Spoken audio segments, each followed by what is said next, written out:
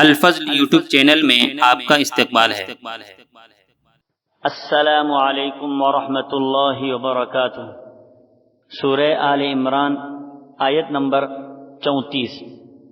اعوذ باللہ من الشیطان الرجیم، ذریۃ بعضها من بعض واللہ سمیع علیم۔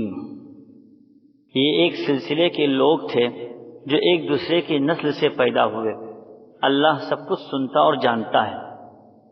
حضرات، عیسائیوں کے گمراہی کا اصلی سبب یہ ہے کہ وہ حضرت مسیح علیہ السلام کو اللہ کا بندہ اور رسول ماننے کے بجائے اللہ کا بیٹا اور خدا کا درجہ دے کر اللہ کے ساتھ شریک بنایا۔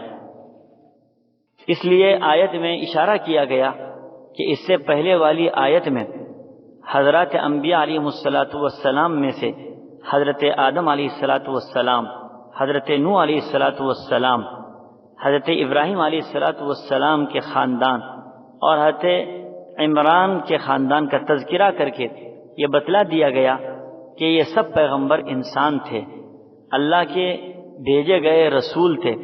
اللہ نے ان کو اپنا پیغمبر بنا کر بھیجا تھا۔ وہ سب ایک دوسرے کی نسل سے تھے، ان میں سے کوئی بھی خدا نہ تھا۔ ان کی خصوصیت یہ تھی کہ خدا نے اپنے دین کی تبلیغ اور دنیا میں بسنے والے تمام انسانوں کی اصلاح کرنے کے لیے منتخب کیا تھا، اور سب کی دعاؤں اور باتوں کو سنتا ہے، سب کے ظاہری اور باطنی احوال کو جانتا ہے۔